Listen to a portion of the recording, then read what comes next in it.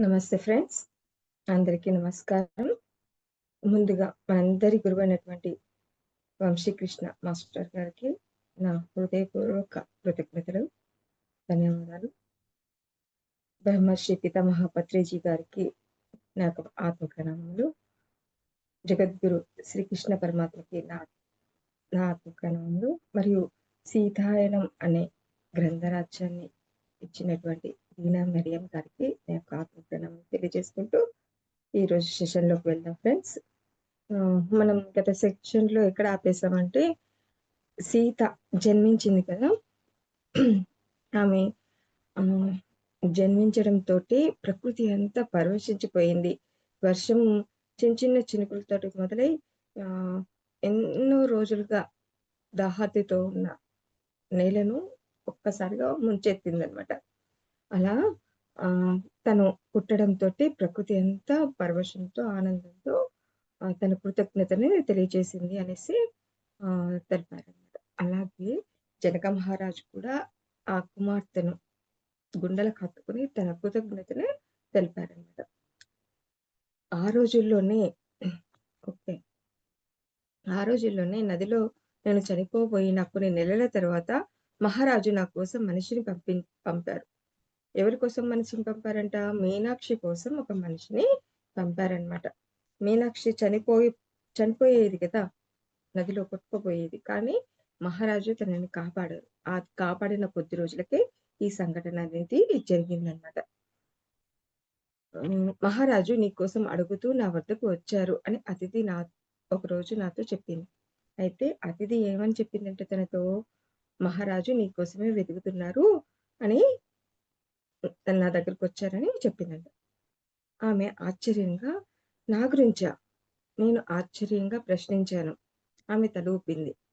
అయితే నా గురించి అడిగారా మహారాజు అనేసి ఆమె ఆశ్చర్యంగా అడిగిందట. ఓకే. ఆయన నాతో ఇప్పటికి నీ తపస్సు పూర్తయింది అని చెప్పమన్నారు. అయితే అతిథితో ఏమని చెప్పారట? నువ్వు మీనాక్షి దగ్గరికి వెళ్ళు. మీనాక్షిని నేను పిలుస్తున్నానని చెప్పు. ఈ రోజుతోటి తన తపస్సు పూర్తయిందని చెప్పు అనేసి అన్నారట. నా తపస్సా? నేను సందిగ్ధంగా చూశాను. ఆమె అనుమానంగా చూసిందట. నా తపస్సు పూర్తయిందా? నేనేం తపస్సు చేశాను?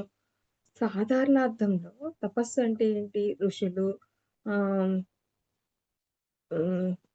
తపస్సు చేస్తూ ఉంటారు కదా! ఒక ప్రయోజనం కోసం.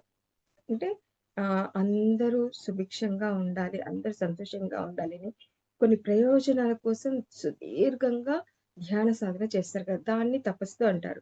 మరి నేను ఎలాంటి తపస్సు చేశానో, మరి నా తపస్సు పూర్తయింది అనేసి జనక మహారాజు చెప్పమన్నారనేసి ఎందుకన్నారు అనేసి ఆమె సందిగ్ధంగా, అనుమానంగా చూసిందనమాట.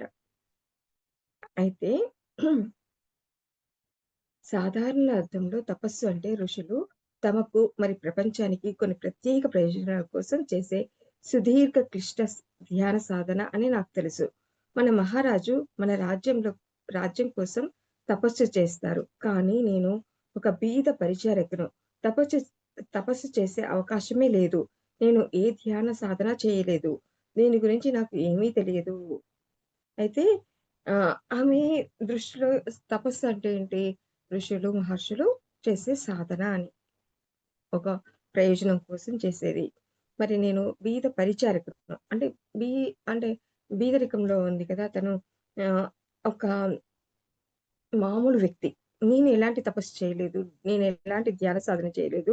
మరి దీని గురించి నాకేం తెలీదు అనేసి అంటుంది.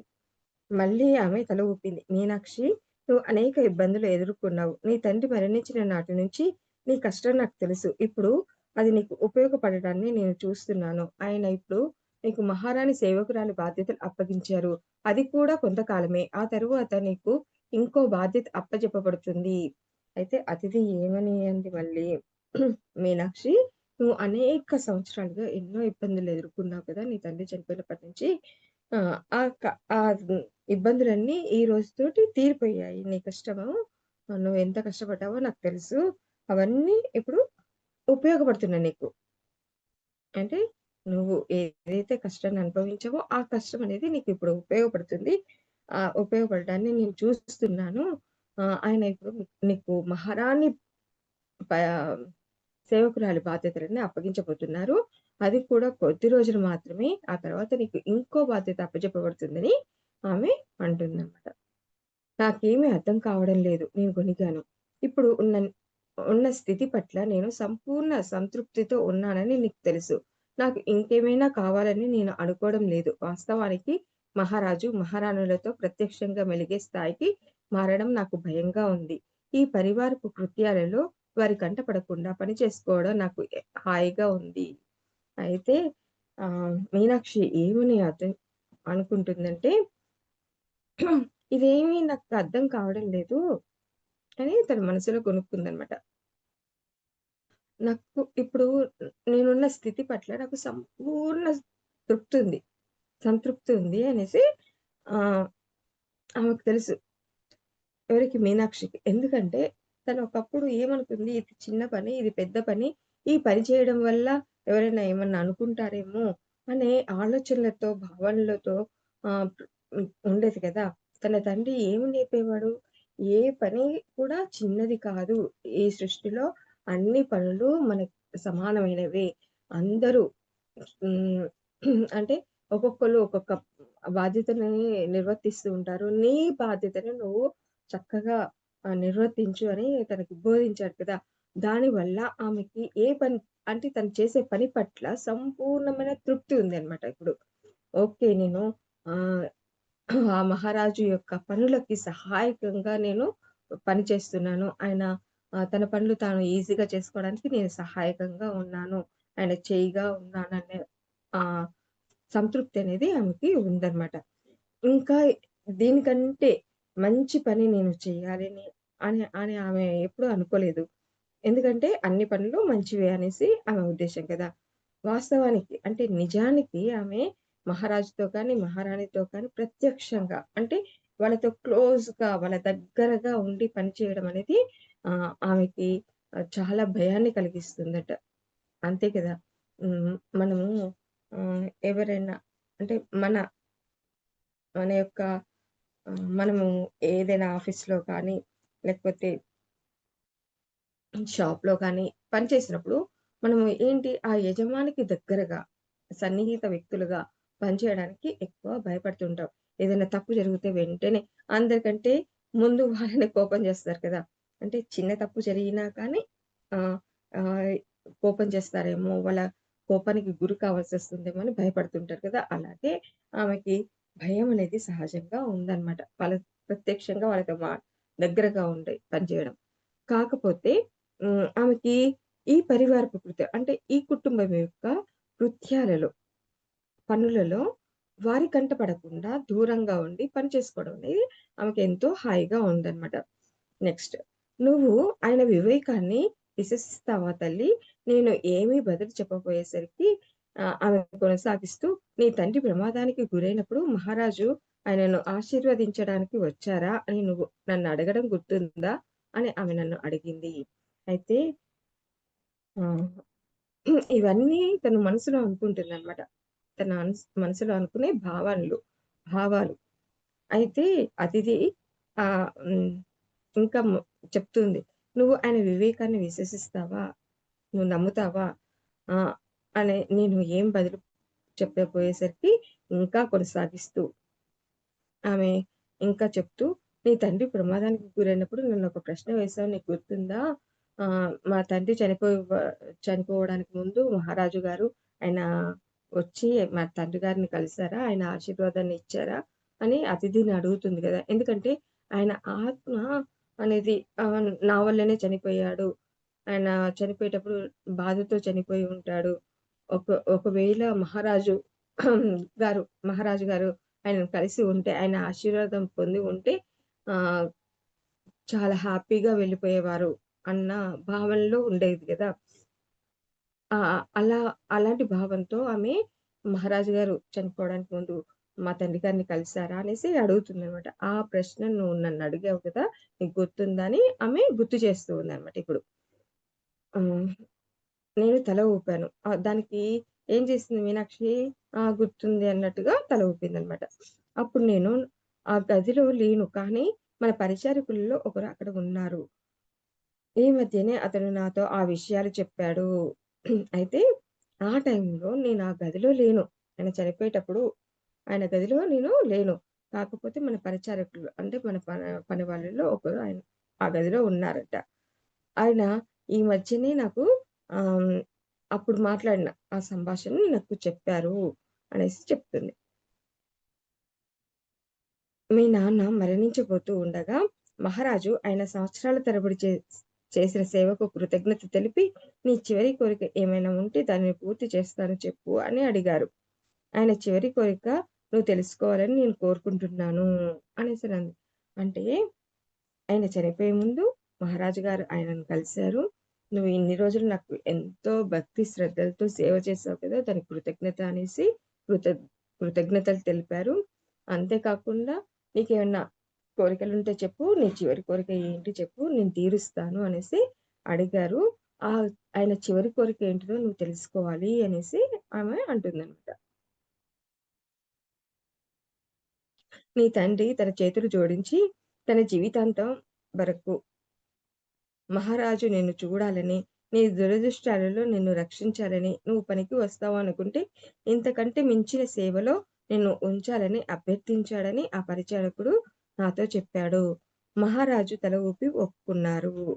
అయితే తండ్రి ఏం చేశాడట, చేతులు జోడించి మహారాజుతోటి మీ జీవితాంతం వరకు మీరు జీవించున్నంత కాలము నా బిడ్డని చక్కగా చూసుకోండి, రక్షించండి. తన దురదృష్టాల్లో ఆమెను రక్షించండి. ఆమెకు తోడుగా ఉండండి. ఆమె ఇంతకంటే ఆహ్, పనికొస్తుందనుకుంటే ఇంతకంటే మించిన సేవలో ఆమెను పెట్టండి అనేసి ఆహ్, కోరుకున్నాడట. ఆయన చివరి కోరిక ఏంటి? తన బిడ్డని మహారాజు గారి జీవిత ఆహ్, జీవించున్నంత వరకు తన బిడ్డని చక్కగా చూసుకోవాలి, రక్షించాలి. ఆహ్, తన బిడ్డకి అంటే తన బిడ్డ పనికొస్తుందనుకుంటే ఇంతకంటే మంచి గొప్ప పని అప్పగించాలి, సేవలో పెట్టాలనేసి కోరుకున్నాడట. మహారాజు తల ఊపి ఒప్పుకున్నారు. అయితే ఆ కోరికకి ఏం చేశారు మహారాజు గారు, సరే అనేసి ఒప్పుకున్నారట. ఒప్పుకొని తల ఊపారట. ఆమె మంచి పరిచారిక, మంచి కూతురు. బహుశా నేనే ఆమె పట్ల కఠినంగా ప్రవర్తించి ఉంటాను అని మీ నాన్న చెప్పాడు. వాళ్ళ నాన్న ఇంకా ఏం చెప్పాడంట, ఆమె మంచి పరిచారిక. ఆమె మంచి పని గల అమ్మాయి. మంచి కూతురు కూడా. బహుశా నేనే ఆమె పట్ల చాలా కఠినంగా ప్రవర్తించి ఉంటాను. కదా! ఆమె పట్ల ఎట్లా వ్యవహరించేవాడు తండ్రి? చాలా కఠినంగా. ఇది చెయ్యాలంటే చెయ్యాలి అన్నట్టుగా చెప్పేవాడు. అది కఠినంగా అంటే ఆహ్, తనని సముదాయిస్తూ ప్రేమగా చెప్పలేదెప్పుడు. ఆహ్, ఎట్లా అంటే తను ఆజ్ఞాపిస్తున్నట్టుగా చెప్పేవాడనమాట. నువ్వు ఇది ఖచ్చితంగా చేయాలి, ఇది నేర్చుకోవాలి, ఈ పనే చేయాలి అని ఖచ్చితంగా ఉండేవాడు కదా! కఠినంగా ఉండేవాడు కదా! అలా నేనే కఠినంగా ప్రవర్తించి ఉంటాను అని మీ నాన్న చెప్పాడు. నా దురదృష్టులన్నిటి మధ్య ఆమె నాకు దొరికిన వరం. ఇంకేమన్నాడంట, నేను ఎంతో దురదృష్టవంతుడిని. ఈ దురదృష్టాలన్నిటిలో నాకు దొరికిన ఒక గొప్ప వరం అన్నమాట తను అనేసి చెప్పాడు. మా కుటుంబం పట్ల అనేక తరాలుగా మీరు చూపిస్తున్న శ్రద్ధకు నేను రుణపడి ఉంటాను. అంటే వాళ్ళ కుటుంబానికి హ్మ్. పట్ల చూపిస్తున్న శ్రద్ధకి. అంటే వాళ్ళు ఎంతో ఆహ్, వాళ్ళ కుటుంబంలో ఒక వ్యక్తి చేసిన అపచారానికి, దుశ్చర్యకి వాళ్ళు ఫలితాన్ని అనుభవిస్తున్నారు గదా! 5 తరాలుగా. వా వాళ్ళు ఆ దురదృష్టంలో ఉన్నప్పుడు వాళ్ళ కుటుంబం, జనక మహారాజు కుటుంబం, తండ్రి వాళ్ళ తండ్రి అందరూ కూడా వాళ్ళని అక్కున చేర్చుకొని వాళ్ళని ఆహ్, ఆ శాపం నుండి కొద్దిగా ఊరట కలిగేలా వాళ్ళని కాపాడుతూ వచ్చారనమాట. దానికి నేను ఎంతో రుణపడి ఉంటాననేసి మహారాజుతో అన్నారట. ఓకే. ఆ విషయాన్ని నాకు ఆహ్, ముందెవరు ఎందుకు చెప్పలేదు అని కళ్ళ నీళ్ళతో ప్రశ్నించాను. ఇది నాకు తెలిసినట్లయితే అని ఆగిపోయింది. అంటే ఆ విషయాన్ని ఇప్పుడు చెప్తున్నావా? ఇంతకు ముందే నాకు చెప్పుంటే బావుండేది కదా! అనేసి అంటుంది. అని కళ్ళనీళ్ళు కారుతూ ఉంటే ఆమె ఆగిపోయిందనమాట. తెలిసి ఉంటే తెలిసినట్లయితే నేను ఇంతకంటే గొప్పగా చేసుండేదాన్ని అన్నట్టుగా ఆగిపోయిందనమాట. ఇంతకంటే భిన్నంగా ఏం చేసి ఉండేదానివి అని అతిథి అడిగింది. అయితే అతిథి తన మనసు తెలుసుకొని ఇంతకంటే భిన్నంగా ఏం చేసేదానివి అనేసి అడుగుతుంది.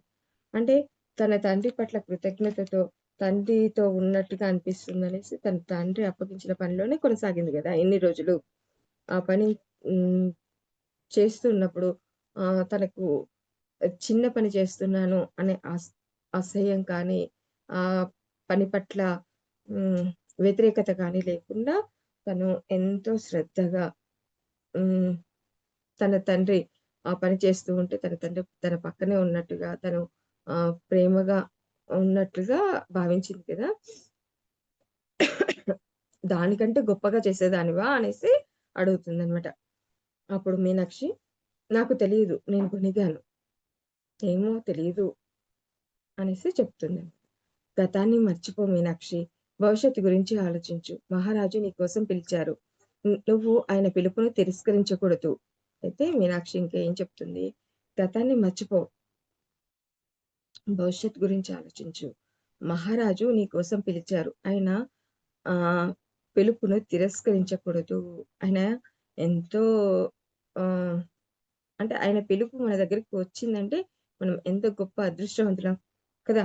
అంటే ఆయన పిలుపుని నువ్వు నెగ్లెక్ట్ చేయకు, అంగీకరించు అనేసి తను చెప్తుందనమాట. అంటే తనకు భయం ఉంది గదా! మహారాజుతో గాని, మహారాణితో గాని వాళ్ళకి దగ్గరగా ఉండి పనిచేయడం అంటే ఎంతో భయం ఉంది కదా! ఆ భయంతోటి నువ్వు నెగ్లెక్ట్ చేయకు. తన పిలుపుని తిరస్కరించకు అని చెప్తుందనమాట. అంటే అందుకే ఆయన నన్ను నది నుంచి రక్షించారు అనుకున్నాను.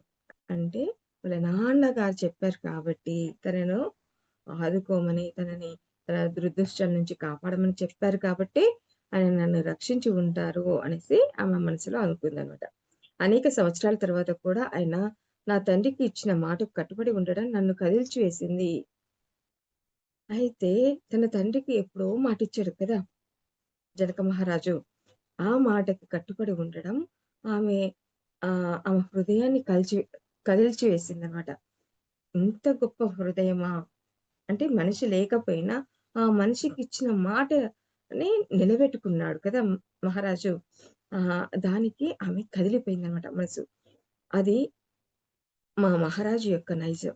అంటే ఆ మహారాజు యొక్క నైజం ఏంటి? మాటకు కట్టుబడి ఉండడం. మాటకు విలువ ఇవ్వడం.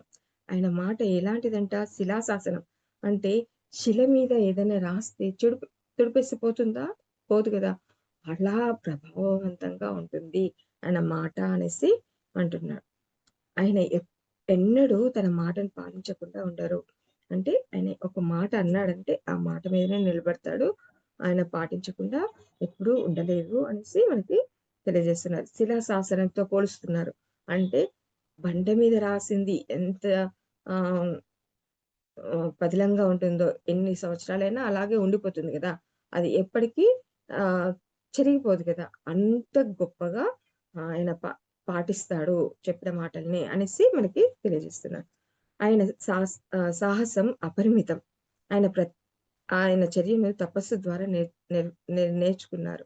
ఆయన సాహసం అంట. గొప్ అంటే సాహసం అంటే ధైర్యం. అపరిమితం. అంటే పరిమితమైనది కాదు. హ్మ్. మన ధైర్యం ఎప్పటి వరకు ఉంటుంది? మనం ఏదైనా ఒక పని మొదలు పెడతాం.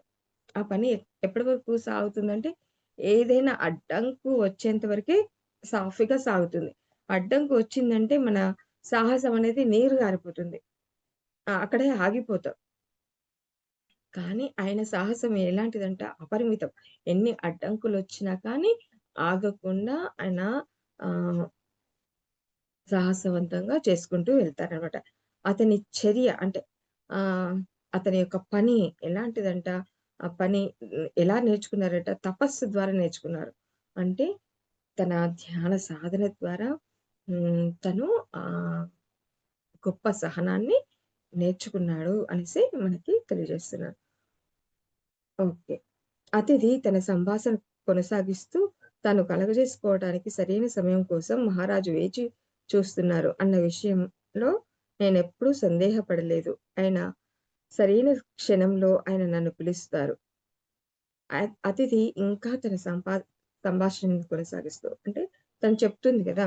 తను ఎవరితో మాట్లాడుతుంది? మీనాక్షి మాట్లాడుతుంది. మీనాక్షికి అడిగిన క్వెషన్స్‌కి సమాధానం చెప్తుంది గదా! అలా చెప్తూ ఇంకా ఏమంటుంది? సరైన సమయం కోసం వేచి ఉన్నారు మహారాజు. నీ తండ్రి చనిపోయిన కాడ్నుంచి నువ్వు అదే పనిలో చేస్తూ ఉన్నా కానీ, తను ఎందుకు పిలవలేదు అంటే, తను సరైన సమయం కోసం వేచి ఉన్నారు. ఆహ్, అది నేనెప్పుడూ ఆ విషయంలో నేనెప్పుడూ ఆహ్, అనుమానం పడలేదు. ఆయన సరైన క్షణంలో ఆయన నిన్ను పిలుస్తారు. ఇప్పుడు ఆ సమయం వచ్చింది. మీనాక్షి నేను ఇప్పుడు రాజప్రసాద సేవలలో చురుగ్గా పాల్గొనలేకపోతున్నాను. నీలాంటి వారి అవసరం ఎంతో ఉంది అనేసి ఆమె అంటుంది. అంటే ఆమె అతిథి వయసు అయిపోయింది కదా! కాబట్టి నేను ఇప్పుడు ఆ పనులలో అంటే రాజప్రాసాదం యొక్క పనులలో చురుగ్గా పాల్గొనలేకపోతున్నాను. కాబట్టి ఇప్పుడు నువ్వు రాజప్రాసాద పనులలో పనులని పనుల పట్ల బాధ్యత తీసుకోవాల్సిన సమయం వచ్చింది. ఆయన సరైన సమయం కోసమే ఇప్పటి వరకు వేచున్నారు. ఆయన పిలుస్తారు. ఖచ్చితంగా పిలుస్తారు నన్ను. మీ నా అనేసి నేననుకున్నాను. ఆహ్, అ ఆయన యొక్క సహనం అంటే ఆయన మంచితనంని నేనెప్పుడూ మర్చిపోలేదు. ఆయన సరైన సమయం కోసమే ఎదురు చూస్తున్నారు. ఆ సమయం ఇప్పుడు వచ్చిందనేసి ఆమె చెప్తుందనమాట. ఓకే. నీలాంటి వారి అవసరం ఎంతో ఉంది. అంటే నీలాంటి మంచి పరిచారకుల యొక్క అవసరము ఈ రాజప్రసాదానికి ఎంతో ఉంది అనేసి ఆమె ఇంకా చెప్తుంది. మీ తాత ముత్తాతల నుండి అంకిత భావంతో ఆ పనులు చేసేవారు. ఎప్పటినుంచి? ఇప్పటినుంచా? లేదు.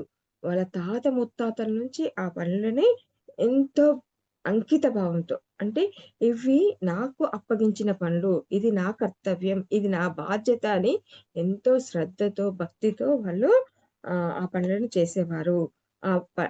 ఆ పని ఇప్పుడు ఆ బాధ్యత నువ్వు తీసుకోవాలి అనేసి ఆమె చెప్తుందనమాట. ఇప్పుడు బాధ్యత నీవు వహించాలి అంది. నేను తల ఊపి నా అంగీకారం తెలిపాను. దానికి మీనాక్షి ఏం చేసింది? తల ఊపిందనమాట. అంటే అంగీకారంగా తల ఊపింది. మహారాజుకు నా కృతజ్ఞతలు తెలుపు.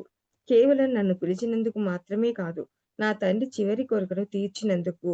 అదే నాకు ఎంతో గొప్ప వరం. నేను ఆయన అడుగుజాడల్లో నడవడానికి నా శాయశక్తులా ప్రయత్నిస్తాను.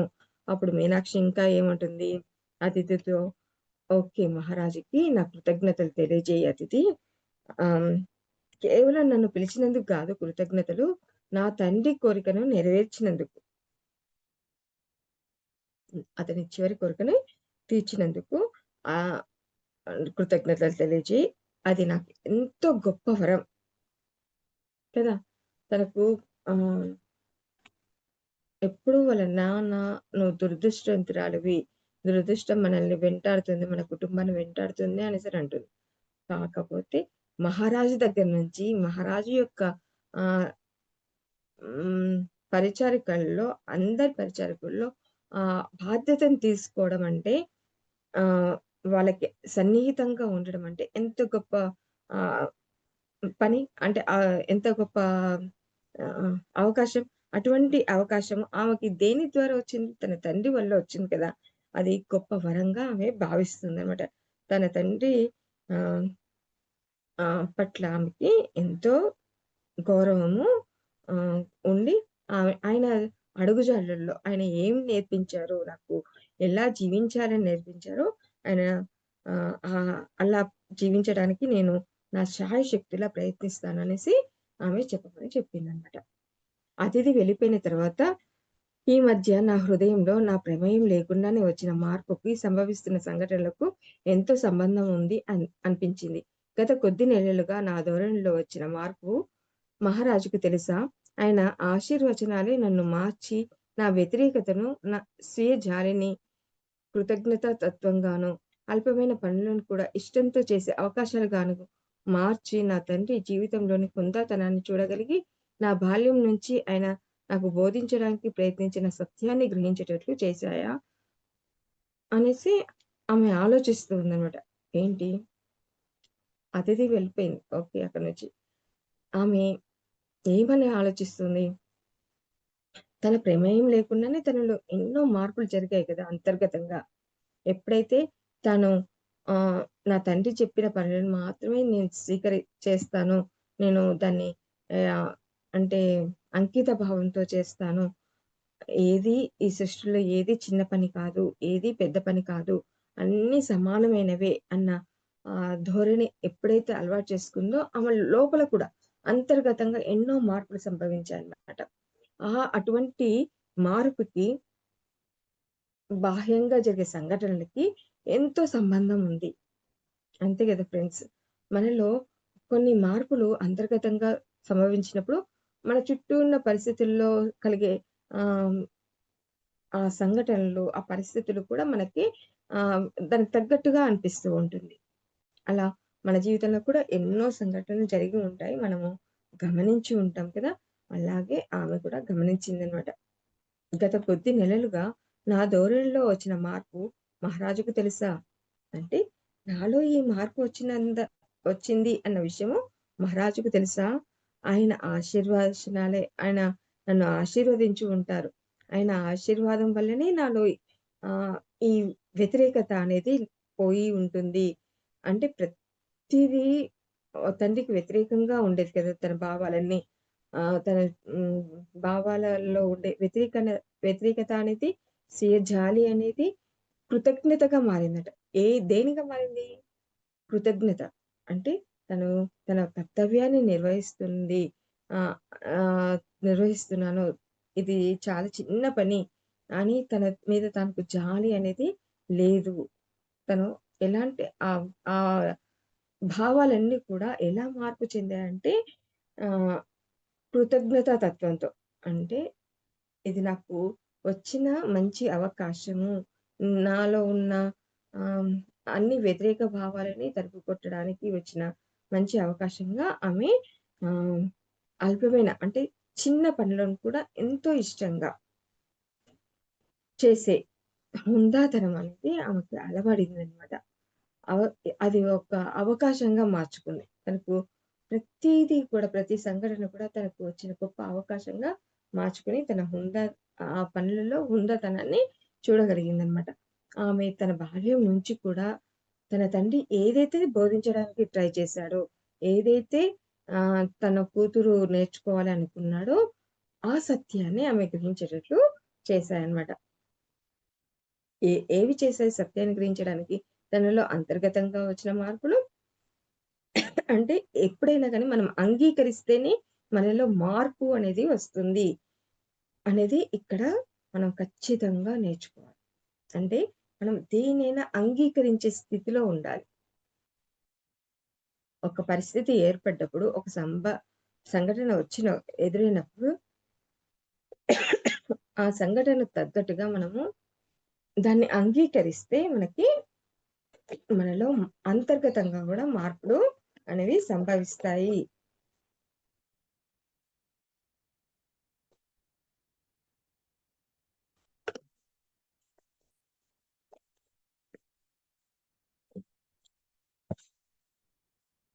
అంతర్గతంగా గూడా మార్పులు సంభవించి, మన ఆలోచనలో మార్పొస్తుంది. మన దృష్టికోణం అనేది మారుతుంది అనేది ఇక్కడ మనం గ్రహించాలి. మన రాజ్యంలో హుందాతనం అనేది అత్యంత విలువైన లక్షణం. వాళ్ళ రాజ్యంలో విలువైన లక్షణం ఏంటంట? హుందాతనం. అంటే తను ఎవరు ఏ పని చేసినా కానీ హుందాగా అంటే తము చేస్తున్న పని పట్ల హేయ భావన, వ్యతిరేక భావన అనేది లేకుండా నేను ఆహ్, తమ కంటే పైన వ్యక్తులకి సహాయకారిగా ఉంటున్నాము అనే ఆహ్, హుందాతనం అనేది ఉంటుందనమాట. విదేహ రాజ్యంలో మా జీవితాలు చాలా సాధారణంగా, మా అవసరాలు, కోరికలు చాలా తక్కువగా ఉన్నప్పటికీ, మేము ఈ సామాన్యతను హుందాతనానికి రూపంగా చూసేవాళ్ళం. విదేహ రాజ్యంలో ఏముండేదట, వాళ్ళ జీవితాలు చాలా సాధారణంగా ఉండేవిట. అంటే ఆడంబరంగా రాజప్రసాదం, విదేహ రాజ్యం యొక్క రాజప్రసాదం ఎలా ఉండేదని చెప్పుకున్నాం మనము. చాలా సాధారణంగా ఉండేది. ఎటువంటి హంగులు, ఆర్భాటాలు లేకుండా చాలా హ్మ్. సాధారణంగా ఉండేది. చేతి వృత్తుల వాళ్ళు చేసిన ఆహ్, వస్ వస్తువులతోటి, దుస్తులతోటి చక్కగా అలంకరించబడి ఉండేదనమాట. వాళ్ళ అవసరాలు, కోరికలు కూడా చాలా తక్కువగా ఉండేటివి. అంటే మ మన అవసరాలను బట్టి, మన కోరికలను బట్టి మనకి జీవితంలో తృప్తి అనేది కలుగుతుంది. మనకున్న దాంట్లో మనము సంతృప్తిగా ఉంటే సంతోషం అనేది ఉంటుంది అనేది విదేహ రాజ్యంలో నేర్పించే మొట్టమొదటి లక్షణం అన్నమాట. ఈ లక్షణం ఉంటే మనము ఎంతో హ్యాపీగా ఉంటాం జీవితంలో. వాళ్ళు ఈ సామాన్యతను దేనిగా చూసేవాళ్ళంట?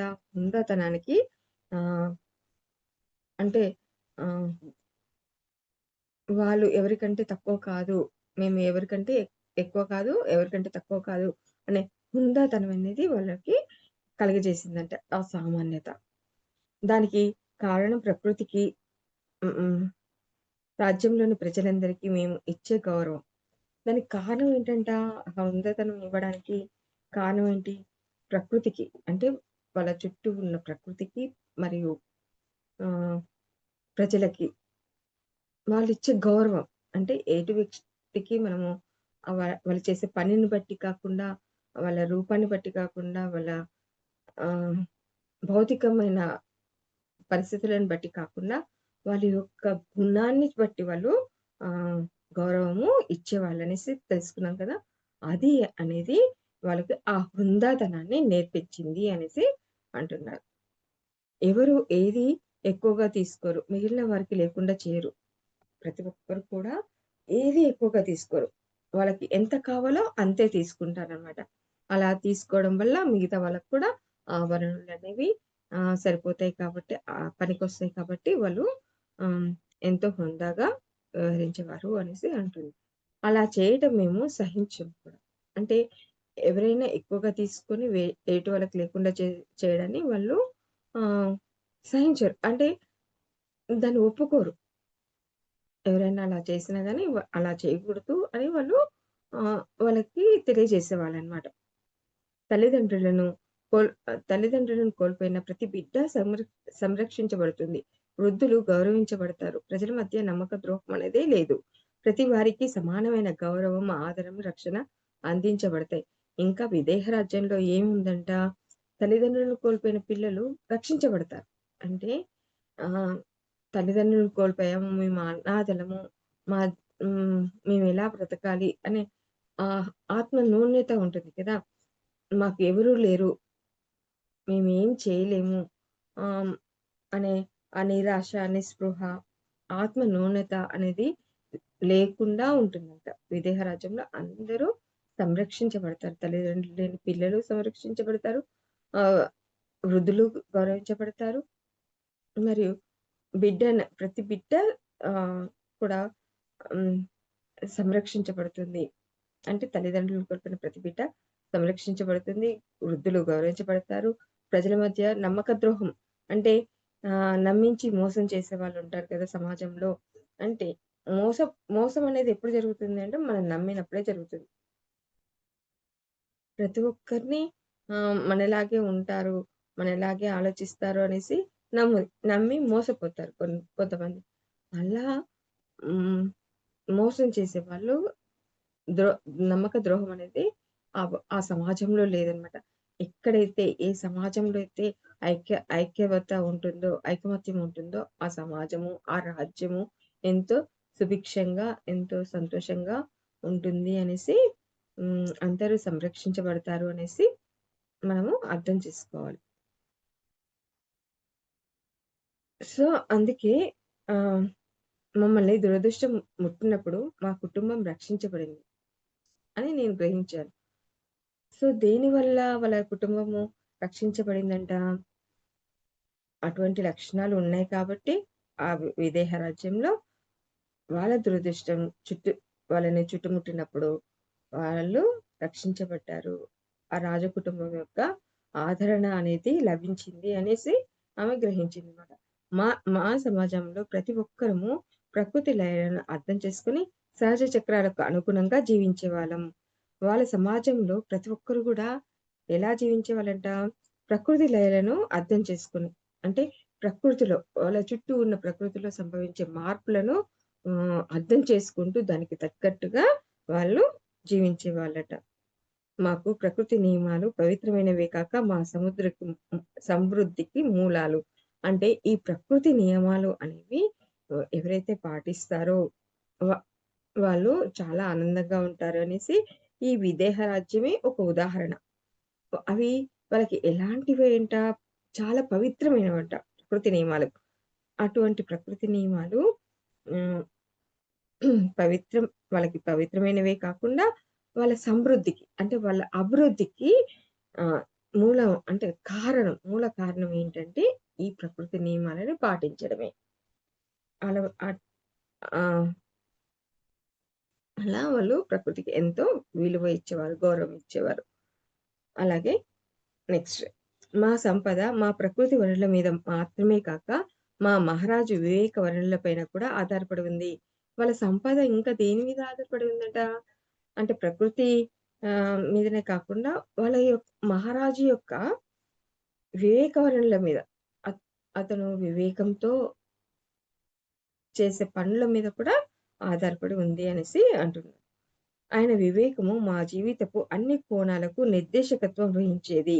ఆయన యొక్క వివేకము ఎవరికి ఉపయోగపడేదంట? ఆ రాజ్యంలో ఉన్న అందరి జీవితాలు బాగుపడటానికి అన్ని కోణాల్లో.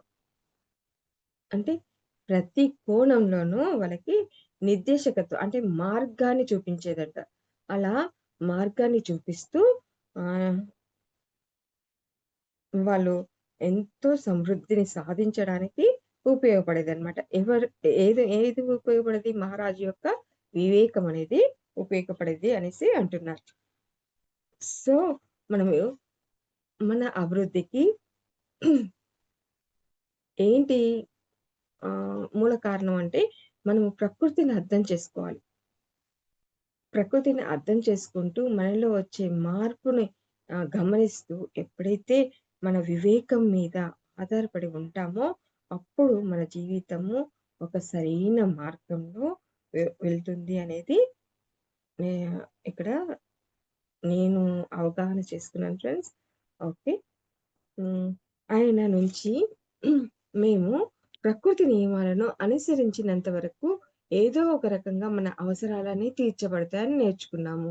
అయితే వాళ్ళు ఇంకా ఏం నేర్చుకున్నారట? ప్రకృతి నియమాలను అనుసరించినంత వరకు ఏదో ఒక రకంగా వాళ్ళ యొక్క అవసరాలన్నీ వాళ్ళకి ఏది అవసరమో అది తీర్చబడుతుంది అనేసి వాళ్ళు నేర్చుకున్నారట. ఇది నేను కూడా నేర్చుకున్నాను ఫ్రెండ్స్. ఎందుకంటే నేను ధ్యానంలోకొచ్చిన తర్వాత ఓకే. నాలో కొన్ని లక్షణాలున్నాయి. కానీ ఇంకా కొన్ని లక్షణాలను అంటే ప్రకృతి నియమాలను అనుసరించడం వల్ల నా జీవితంలో వాటిని అమలు చేయడం వల్ల నేను ఆహ్, గ్రహించాను. నా జీవితంలో నాకవసరమైనవన్నీ నాకు ప్రకృతి చక్కగా అందించింది అన్న ఆహ్, విషయాన్ని నేను గ్రహించగలిగాను. అది అందరికీ అనుభూతి చెందడం ద్వారా అంటే ఎవరి జీవితంలోనైనా అది సాధ్యమే అవుతుంది అన్న విషయాన్ని నేను అనుభవపూర్వకంగా తెలుసుకున్నాను. నేను ఆహ్, ఆర్థిక సమస్యల వల్ల లోన్ తీసుకున్నాను. లోన్ తీసుకోవడం వల్ల అంటే షాప్ ద్వారా నేను ఆరోగ్య సమస్యలతోటి బాధపడుతున్నాను. నా నేను సంపాదించుకోవాలి. నేను ఒక స్కూల్‌లో టీచర్‌గా చేసి ఆహ్, సంపాదించలేను. టీచర్‌గా పని చేయలేను. కాకపోతే ఇంట్లోనే ఉండి నాకు నేను సంపాదించుకోవాలి అని నేనెప్పుడైతే ఆహ్, మొదలుపెట్టానో షాప్ పెట్టాను. ఆ షాప్‌కి మరి కొంత పెట్టుబడి పెట్టాను. అది సరిపోదనేసి లోన్ తీసుకున్నాను. ఆ లోను తర్వాత కట్టడం కష్టమైపోయింది. భర్త చనిపోవడం వల్ల ఆ లోన్ తీర్చడం చాలా కష్టమైంది. అప్పుడు నేను లోన్ కట్టాలి. ఎలాగైనా కట్టాలి అనే ఆలోచన నాలో బలంగా ఉంది. కానీ కట్టలేని స్థితి. ఎలా కట్టాలి అని నేను మదన పడుతూ నా నా ముందుకొచ్చిన పనులను నేను చేస్తూ నేను ఆహ్, ఓకే. న న నేను నాకప్పగించిన పనులను నేను చేస్తున్నానా లేదా? నన్ను నేను చెక్ చేసుకుంటూ కర్మధ్యానం ద్వారా నా ఆత్మ నాకప్పగించిన పనులను ఇక్కడ కాలమే ఆహ్, డైరెక్టరు. కాలమే నిర్మాత, డైరెక్టరు, హీరో అన్నీ కాలమనమాట. మనం కాలం చెప్పిన పనులని మనం చేస్తున్నామా లేదా? ప్రకృతి మనకి కొన్ని పనులను అప్పగిస్తుంది. ఆ పనులను మనం నిర్వర్తిస్తున్నామా లేదా? నన్ను నేను చెక్ చేసుకుంటూ నేను వెళ్తూ ఉన్నప్పుడు ఆహ్, నిజంగా ప్రకృతి నాకు కావాల్సినవన్నీ సమకూర్చింది. ఆహ్, ఆ లోను కట్టకుండా నేను రద్దయిపోయింది. నేను ఆశ్చర్యపోయాను అసలు. ఆహ్, అది ఎలా సాధ్యమైంది అనేసి నేను ఎన్ నాలో నేను ప్రశ్నించుకున్నాను. అది ఎలా సాధ్యం? అనుకున్నప్పుడు నాకు ఇది చదివినప్పుడు అర్థమైంది. అంటే మనము ప్రకృతికి అని అర్థం చేసుకొని ప్రకృతికి నియమాలను పాటిస్తూ ఎప్పుడైతే మనము జీవిస్తామో అప్పుడు ప్రకృతి మన అవసరాలన్నిటిని తీరుస్తుంది అన్నది నేను నేర్చుకున్నాను. సో, మనం ఏమి అవలంబించాలంటే ప్రకృతి నియమాలనే అవలంబించాలి. ప్రకృతి నియమాలకి కట్టుబడి మనం ఎప్పుడైతే జీవిస్తామో అప్పుడు మన అవసరాలన్నీ కూడా తీర్చబడతాయి. Okay friends. దీని వల్లనే మేము చాలా ఇబ్బందుల్లో ఉన్నప్పుడు దశరథ మహారాజు మాకు సహాయం అందించడానికి వచ్చారని ఆయన మాకు బోధించారు. అయితే హ్మ్. వాళ్ళు ఏమనుకుంటున్నారు? వాళ్ళు ఎంతో ఇబ్బందుల్లో ఉన్నప్పుడు అంటే ఆహ్, ఆ విదేహ రాజ్యంలో వాళ్ళు ఎంతో ఇబ్బందుల్లో ఉన్నారు కదా! కరువు కాటకాలొచ్చాయి. వర్షం పడలేదు. పంటలు పండలేదు. అటువంటి ఇబ్బందుల్లో ఉన్నప్పుడు ఎవరొచ్చారట? దహ దశరథ మహారాజు వాళ్ళకి సహాయం చేయడానికి, వాళ్ళకి సహాయాన్ని అందించడానికే వచ్చారా అన్నట్టుగా ఆహ్, అన్నట్టుగా వాళ్ళకి బోధన అనేది జరిగిందట. వాళ్ళకి బోధించబడిందనమాట. జీవితంలో కొన్ని పాఠాలు నేర్పడానికి కష్టాలు వస్తాయని, అయితే మనం నియమాలకు, విశ్వాసాలకు కట్టుబడి ఉండాలి అని ఆయన చెప్పారు. అయితే ఎప్పుడైతే మనం జీవితంలో ఎదగాలి అనుకుంటామో, మరి ఎలా ఎదుగుతాము? ఏవైనా కష్టాలొచ్చినప్పుడు దాన్ని ఎదుర్కొనే పరిణామ క్రమంలో మనము ఎన్నో లెసన్స్ నేర్చుకుంటాం. మనకు తెలియని ఎన్నో విషయాలని అవగాహన చేసుకోగలుగుతాం అన్నమాట. అటువంటి అవగాహన అనేది మనం మనకెప్పుడు కలుగుతుంది అంటే, మనం నియమాలను, విశ్వాసాలను కట్టుబడి ఉన్నప్పుడు మాత్రమే జరుగుతుంది అని ఆయన బోధించారట. అయితే హ్మ్. సో, మనం ఇక్కడ ఆహ్, దేనికి కట్టుబడి ఉండాలంటే, మరి మన వ్యక్తిగత విషయమా, ధర్మమా అంటే కుటుంబానికి ఇంపార్టెన్స్ ఇవ్వాలి. కుటుంబమా, విశ్వమా అంటే విశ్వ ధర్మాలకి ఎక్కువ ఇంపార్టెన్స్ అనేది ఇవ్వాలి. అలా ఇస్తూ మనం ఆ నియమాలకి, విశ్వాసాలకి ఎప్పుడైతే కట్టుబడి ఉంటామో అప్పుడు మన జీవితాన్ని హ్మ్. ఎంతో ఆనందంగా హ్మ్. మన ప్రయాణం ఎంతో సరళంగా ఆహ్, హ్మ్. మారుతుంది అనేది మనము మన అనుభవాల ద్వారా తెలుసుకోవచ్చు. ఓకే. నెక్స్ట్ ప్రకృతి నుంచి మనకి అవసరమైన దానికంటే ఎక్కువ తీసుకునే ఆలోచన మాకు లేదు. అయితే ప్రకృతి నుంచి వాళ్ళకి ఏ ఆలోచన లేదంటే ఎక్కువ తీసుకునే ఆలోచన వాళ్ళకి లేదనమాట. ఎందుకంటే మాకు జంతు, వృక్ష సామ్రాజ్యాల అవసరాల పట్ల కూడా ఎరుక ఉంది. ఎందుకంటే వాళ్ళకి ఆహ్, మనమే కాదు, మనం జీవించడమే కాదు, మనతో పాటు జంతువులు జీవించాలి, వృక్షాలు జీవించాలి. వాటి అవసరాలు కూడా వాళ్ళ అవసరాల పట్ల కూడా వాళ్ళకి ఆహ్, ఎరుక. ఎరుక అంటే అవగాహన. ఆహ్, ప్రతి మనం చేసే ప్రతి పనిలో కూడా ఈ ఎరుక అనేది ఉండాలి. ఎన్ ఈ ఎరుక అనేది లేకపోతే మనము ఆహ్, హ్మ్. మనకి ఎరుక అనేది లేకపోతే ఎన్నో అనర్థాలకి దారి తీస్తుందనమాట. కాబట్టి వాళ్ళకి ఆ ఎరుక అనేది ఉంది గాబట్టి వాళ్ళు ఎక్కువ తీసుకోరనమాట. వాళ్ళకెంత కావాలో అంతే తీసుకుంటారు. మిగతావి మిగతాది వేరే వాళ్ళకి అవసరమున్న వ్యక్తులకి, అవసరమైన జీవులకి అంటే మనుషులకే కాదు జంతువులకి కూడా ప్రకృతి అవసరమే కదా! అనేసి వాళ్ళకి ఆలోచన ఉంది. ఆహ్, పూర్వపు రోజుల్లో మా ఆహారం చాలా వరకు సమృద్ధితో నిండిన అరణ్యాలు, లోయల నుండే లభించేది. పూర్వకాలంలో అంటే పూర్వము మన తాత ముత్తాతల కాలంలో ఎలా ఉండేదంట ఆహారం ఎక్కడి నుంచి వచ్చేదంట? అరణ్యాల నుంచే వచ్చేది. అరణ్యాలోకి వెళ్ళి ఫలాలు, కాయలని అన్నిటిని వాళ్ళకి కావాల్సిన దుంపల్ని అన్నిటిని తెచ్చుకునేవాళ్ళంట.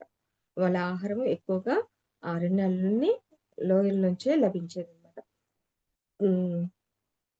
వాళ్ళకవసరమైన ప్రతి ఆహారము కూడా అరణ్యాల్లోనే దొరికేది. అయితే అనేక రకాల ఫలాలు, గింజలు, ధాన్యాలు, దుంపలతో పొంగి పొర్లేవి ఒకప్పుడు. కానీ జనాభా పెరిగిన కొద్దీ అడవులను నరికేయడం వల్ల ఆహ్, వాళ్ళకి వాళ్ళ ఆహారపు కొరత అనేది ఏర్పడింది. మరి అప్పుడు ఏం చేశారట దానివల్ల వాళ్ళు ఆహ్, పంటలు పండించడం అనేది వైపు తిప్పారనమాట. వాళ్ళ జీవన సరళిని. అంటే అప్పటి వరకు ఆహ్, సహజంగా లభించే ప్రకృతి వనరులని ఆహారంగా స్వీకరించారు. కానీ ఎప్పుడైతే అది హ్మ్. ఆహారం తగ్గిపోయిందో అప్పుడు జనకుని కుటుంబము వాళ్ళని పంటలు పండించడం వైపు మళ్లించిందనమాట. అయితే మా పూర్వీకుల అవసరాలన్నిటిని ఒకప్పుడు అడవులు తీర్చేవి అన్న విషయాన్ని మేము మర్చిపోలేదు. వాళ్ళు ఆ విషయాన్ని మర్చిపోలేదు. ఒకప్పుడు వాళ్ళ తాతలు, ముత్తాతలు యొక్క ఆహారాన్ని అంటే వాళ్ళు జీవించడానికి కావాల్సిన ఆహారాన్ని అడవులు తీర్చినవి అనే విషయాన్ని వాళ్ళు మర్చిపోలేదనమాట. పంటలు పండించినా కానీ అడవుల వల్ల మేము ఎంతో లబ్ధి పొందాము. మా తాతలు, ముత్తాతలు ఎంతో లబ్ధి పొందారన్న విషయాన్ని వాళ్ళు మర్చిపోలేదు. అందుకే మా మనసుల్లోనూ, ఆత్మల్లోనూ వాటి పట్ల గాఢ కృతజ్ఞత నెలకొని ఉంది. వాళ్ళ మనసుల్లో ఏముందంట కృతజ్ఞత. ఎంతో గాఢంగా అంటే చాలా అపరిమితమైన కృతజ్ఞత అనేది వాళ్ళకి ఉందనమాట. ఆహ్, అడవుల పట్ల, ప్రకృతి పట్ల. కృతజ్ఞత, గౌరవము, జీవితమంతటి పట్ల ప్రేమ ఇవే జనక మహారాజు బోధనల సారాంశం. జనక మహారాజు యొక్క బోధనల సారాంశం ఏంటంట, ఆయన ఏది బోధించినా దాని యొక్క సారాంశం, మూ మూల సిద్ధాంతం ఏంటంటే కృతజ్ఞత, గౌరవం, జీవితమంతటి పట్ల ప్రేమ. అంటే మన జీవితం పట్ల మనకు ప్రేమ ఉండాలి, కృతజ్ఞత ఉండాలి, మరియు గౌరవం ఉండాలి. ఈ 3 అనేది చాలా ముఖ్యమైనవి అని ఆయన ఎప్పుడూ బోధించేవారనమాట. ఈ 3 ఉంటే మన జీవితం ఎంతో ఆనందంగా ఉంటుంది అనేసి ఆయన ఎప్పుడూ బోధించేవారనమాట. కాబట్టి వాళ్ళందరిలోనూ కృతజ్ఞత ఉంటుంది. హ్మ్. ఎలా అంటే హ్మ్. ప్రతి ప్రతీది కూడా మనకి ప్రకృతి మనకి ఆహ్, ఎలా సమకూరుస్తుందంటే కృతజ్ఞత, ఈ గౌరవము, జీవితం అంతటి పట్ల ప్రేమ ఉండడం వల్ల మనకి ఎదుటి వ్యక్తుల్లోంచి కూడా అవే లభిస్తాయి. అంతే గదా! ఆహ్, ఒకరోజు కృష్ణుడు దుర్యోధనుడిని పిలిచి హ్మ్, ఒక ఊరికి పంపించాడట. ఊరికి పంపించేసి, ఆ ఊర్లో ఎంతమంది మంచి వాళ్ళున్నారో తెలుసుకొని రా అనేసి అని పంపించారు. అలాగే ధర్మరాజుని కూడా పిలిచి నువ్వు ఈ ఊరికి వెళ్ళు. ఆ ఊర్లో ఎంతమంది మంచి వాళ్ళున్నారో కనుక్కొని రా అనేసి పంపించారట. అయితే దుర్యోధనుడు వచ్చిన తర్వాత కృష్ణ నువ్వు నన్ను అనవసరంగా పంపించి ఆ ఊర్లో ఒక్కడు గూడా మంచివాడు లేడు. అందరూ దరిద్రులే ఉన్నారు అనేసి సమాధానం ఇచ్చాడట. అదే ధర్మరాజు వచ్చి చక్కగా, "కృష్ణ నువ్వు ఆ ఊరికి ఎంత చక్కగా పంపించావో, ఆ ఊర్లో అందరూ మంచి వాళ్ళే ఉన్నారు. ఒక్కరు గూడా చెడ్డ వ్యక్తి అంటూ లేరు. అందరూ మంచి వాళ్ళే ఉన్నారు" అనేసి ఆహ్, సమాధానం ఇచ్చారు. అంటే మనల్ని బట్టి మన ప్రకృతి అంటే మన చుట్టూ ఉన్న ప్రకృతి ఉంటుంది అన్న సారాంశాన్ని మనకి చక్కగా బోధించేవాడనమాట. జనక మహారాజు ఆ విదేహ రాజ్యంలో ఉన్న ప్రజలందరికీ ఆ సత్యాన్ని తెలియజేసేవాడు. అలా వాళ్ళు ఎప్పుడూ సంతృప్తితో ఉండేవాళ్ళు. ఎప్పుడైతే సంతృప్తితో ఉంటారో అప్పుడే ఆనందంగా ఉంటారు అనే జీవిత సత్యాన్ని వాళ్ళకి తెలియజేసేవారనమాట. ఓకే. భూమి పట్ల, దాని మట్టి పట్ల అది మనకు మరింత మరింత ఆహారాన్ని అందిస్తుంది కనుక మాకు కృతజ్ఞత ఉంది. అంటే మరి అడవులు ఎక్కడ ఎక్కడున్నాయి? భూమి మీదనే ఉన్నాయి కదా! అది ఎంతో చక్కటి ఆహారాన్ని అందించాయి వాళ్ళ పూర్వీకులకి. వాళ్ళకి కావాల్సిన ఆహారం మొత్తం అడవులే అందించాయి గదా! లోయలే అందించాయి గదా! అట్ కాబట్టి మనం కూడా దున్ని గింజలు వేయడం వల్ల, పంటలు పండించడం వల్ల మనకు కూడా అంతే ఆహారాన్ని అందిస్తాది అనే కృతజ్ఞత అనేది ఆహ్, మనకి ఎంతో ఉందన్నమాట. అందుకే భూదేవిని ఎంతో గౌరవిస్తారు. కృతజ్ఞతతో వాళ్ళు ఆహ్, ఉంటారు. ఉండి భూదేవి మాకు ఒక మంచి కుమార్తెని ఇచ్చింది అని తెలుసుకున్నప్పుడు, ఈ భావాలు మరింత బలపడ్డాయి. అంటే అటువంటి గౌరవము, కృతజ్ఞత ఎప్పుడైతే వాళ్ళలో ఉందో ఆహ్, ఆ భూదేవి కూడా వాళ్ళ కృతజ్ఞతకు మెచ్చుకొని ఒక మంచి కుమార్తెను అందించింది వాళ్ళకి అనేసి వాళ్ళు గ్రహించగలిగారనమాట. ఈ భావాలు మరింత బలపడ్డాయి. వాళ్ళకి కృతజ్ఞత, గౌరవము. అంటే భూదేవి మనకి ఇస్తుంది. మనం ఎంత ప్రేమని, కృతజ్ఞతని, గౌరవాన్ని ఇస్తామో అంతే రెట్టింపు మనకి ఇస్తుందనేది వాళ్ళు తెలుసుకున్నారనమాట. ఎప్పుడు సీత జన్మించింది అన్న విషయం తెలుసుకున్నప్పుడు వాళ్ళు భావాలనేది మరింత బలపడ్డాయన్నమాట. ఆమె మా విదేహ సామ్రాజ్యాన్ని రక్షించడమే కాక మొత్తం ప్రకృతి సమతుల్యతను తేవడంలో తోడ్పడే గొప్ప బహుమతి అందించింది. అయితే ఆమె మా సామ్రాజ్యాన్ని రక్షించడమే కాకుండా ప్రకృతి సమతుల్యతను తేవడంలో అంటే ప్రకృతి సమతుల్యతను కోల్పోవడం వల్లనే వర్షాలు కురవడం లేదు అన్న విషయం గమనించి తపస్సు చేశాడు కదా! మహారాజు. అటువంటి సమతుల్యతను తేవడంలో గొప్ప తేవడంలో తోడ్పడే గొప్ప బహుమతిని ఆ భూదేవి మాకు అందించింది అన్న విషయాన్ని వాళ్ళు గ్రహించగలిగారన్నమాట. చాలా కాలంగా వర్షాలు ఆగిపోవడం మేము ప్రపంచ నియమాలకు కట్టుబడి ఉండి, మా కృతజ్ఞతను తెలియజేసినప్పటికీ, భూమి మీద మరి కొందరు దానికి భిన్నంగా ప్రవర్తిస్తారని, వాళ్ళు వాళ్ళ దుశ్చర్యల వల్ల అందరూ ఇబ్బందులకు గురి అవ్వవలసి వస్తుంది అన్న వాస్తవం అర్థం చేసుకునేటట్లు చేసింది. దాని అంటే మనము మంచిగా ఉంటే సరిపోదు. భూమి మీద ఉన్న కొంతమంది చేసే దుశ్చర్యల వల్ల అందరూ ఇబ్బందులు పడతారు కదా! అంటే కొంతమంది మంచిగా ఉండడం వల్ల సరిపోదు. అంటే చెడుగు చేసే వాళ్ళ వల్ల ఆహ్, ఈ ప్రకృతి వైపరీత్యాలనేవి సంభవిస్తాయి.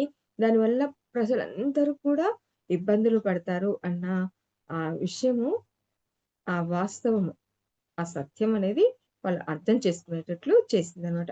వాళ్ళు అనుభవించిన ఆ కరువు వల్ల వాళ్ళు తెలుసుకున్న సత్యం అనమాట. దానివల్ల మేము యోచించలేని శక్తుల పట్ల మరింత ఎరుక పొందాము. దానివల్ల వాళ్ళు ఏం పొందారంట? ఎరుకనేది పొందారన్నమాట. ఆహ్, అయితే మేము ఆ శక్తులను తరిమి కొట్టగల మా మహారాజు వివేకం పట్ల విశ్వాసం కలిగి ఉన్నాం. అయితే మరి ఆ శక్తులని అంటే ఏ అయితే శక్తులున్నాయో ఆహ్, ఇబ్బందులు పెట్టే అంటే ఇబ్బంది కలిగించే ఆ శక్తులైతే ఏవైతే ఉన్నాయో వాటి తరిమి కొట్టే విషయంలో వాళ్ళ మహారాజు యొక్క విశ్వాసము, తపస్సు ఆహ్, వివేకం పట్ల వీళ్ళు విశ్వాసం కలిగి ఉన్నారట. సంవత్సరాల తరబడి ఆయన చేసిన తపస్సు, పూజలు ఫలించి ఆయన ప్రగాఢ సహనం, ఓర్పులతో మేము మా మహారాజు శక్తి భౌతిక తలానికి అవతల సుదూరంగా విస్తరించింది అని గ్రహించారు. అయితే వాళ్ళు ఇంకా ఏం తెలుసుకున్నారట? వాళ్ళ మహారాజు యొక్క వివేకము, ఆ శక్తులన్నిటిని తరిమి కొట్టగలిగే శక్తి ఉంది ఆయనకి. ఆహ్, మంచి అని అంటే ఆహ్, వా ఆ ప్రకృతి యొక్క సమతుల్యతని సాధించడానికి ఆయన చేసినటువంటి తపస్సు, ఆయన చేసిన పూజల ఫలితంగానే సీతాదేవి ఆ భూమి నుంచి ఉద్భవించిందనేసి వాళ్ళు వాళ్ళు నమ్మారనమాట. అంటే ఆయన యొక్క ఓర్పు, సహనం, పూజలు, ఈ తపస్సు వల్లనే ఆహ్, అంటే ఈ భౌతిక తలానికే కాకుండా ఈ భౌతిక తలాన్ని మించి సుదూరంగా విస్తరించడం వల్లనే ఎక్కడో ఉన్న ఆహ్, శక్తి, ఆ విశ్వశక్తి అనేది భౌతిక రూపం దాల్చి భూమి మీదకి వచ్చింది అన్న ప్రగాఢమైన విశ్వాసం వాళ్ళందరికీ ఉందన్నమాట. ఆయన కుమార్తెను ఇంటికి తెచ్చినప్పుడు ఆమెను ఆయనలాగే దేవుళ్ళు ఇచ్చిన వరంగా స్వయంగా గొప్ప శక్తిగా భావించారు. అయితే వాళ్ళు ఎలా భావించారట? దేవుళ్ళు వాళ్ళకి వరంగా ఇచ్చిన స్వయంగా గొప్ప శక్తిగా భావించారు. అంటే దేవుళ్ళు తమ యొక్క విశ్వాసాన్ని, ఆ కృతజ్ఞతని ఆహ్, గౌరవించి వరంగా ఇచ్చారు. గిఫ్ట్‌గా ఇచ్చారు. ఆ సీతాదేవిని, గొప్ప శక్తిని అనేసి వాళ్ళందరూ భావించారనమాట. గ్రామ ప్రజలు ఆమె భూమి నుంచి పుట్టింది అని చెప్పగానే పరివారంలోని వారంతా ఆమె స్వయంగా ప్రత్యక్షమైంది అని ఋషులు మాట్లాడుకునే గొప్ప దేవి అని, ఆమె తన స్వీయ ఇచ్ఛ ద్వారా భౌతిక రూపాన్ని ధరించింది అని చెప్పుకున్నారు. మహారాజు ఈ మాటను ఖండించలేదు. అయితే గ్రామ ప్రజలందరూ కూడా ఏమని చెప్పుకున్నారట? ఆమె భూమి నుంచి ఉద్భవించింది అని వినగానే ఆమె స్వయంగా ప్రత్యక్షమైంది అని ఋషులన్నారు. ఆమె గొప్ప దేవి. ఆమె తన స్వీయ ఇచ్ఛ ద్వారా, అంటే ఎవరైనా కానీ తమ ఇచ్ఛ లేకుండా ఏది జరగదు అన్న విషయాన్ని ఇక్కడ మనము గ్రహించాలి. అంటే ఆ గొప్ప శక్తి ఆహ్, వీళ్ళ యొక్క తపస్సు, అంటే హ్మ్. జనక మహారాజు యొక్క తపస్సు, పూజలు, ఆయన యొక్క సహనము, ఈ ఓర్పులతో ఫలించి ఆ శక్తి స్వయంగా తాను ఇచ్ఛతో, తన కోరికతో తానే భౌతిక రూపాన్ని ధరించి వచ్చింది అనేసి ఆ ప్రజలందరూ చెప్పుకున్నారనమాట. ఈ మాటలు అంటే ఋషులు చెప్పిన మాటల్ని ఖండించలేదు. ఆహ్, గ్రామ ప్రజలు అన్న మాటల్ని ఖండించలేదు. అన్నిటిని ఆయన స్వీకరించారనమాట. ఆయన ఆమె భూదేవి యొక్క కుమార్తె అని గ్రామస్తులు చెప్పుకునే మాటను అనుమతించారు. అందుకే ఆమెకి భూమి యొక్క పగలు, అంటే గీత నుంచి ఉద్భవించింది అనే అర్థం వచ్చే సీత అని పేరు పెట్టారు. ఆ బిడ్డకి ఏమని పేరు పెట్టారట? సీత అని పేరు ఎందుకు పెట్టారట? భూమి యొక్క పగులు నుంచి వచ్చింది గదా! భూమి దున్నినప్పుడు, నాగలితో దున్నినప్పుడు ఒక పగులు ఏర్పడింది. ఆ పగులులో ఆమె ఉద్భవించింది కాబట్టి, గీతలోంచి ఉద్భవించింది కాబట్టి ఆమెకి సీత అని పేరు పెట్టిండ్రు అనేసి ఆహ్, పేరు పెట్టారని మనము గ్రహించాలి. ఓకే. Okay friends. ఈరోజు సెషన్ ఇంతటితో పూర్తవుతుంది. మళ్ళీ నెక్స్ట్ సెషన్‌లో కలుసుకుందాము. అందరికీ కృతజ్ఞతలు మరియు ధన్యవాదాలు ఫ్రెండ్స్.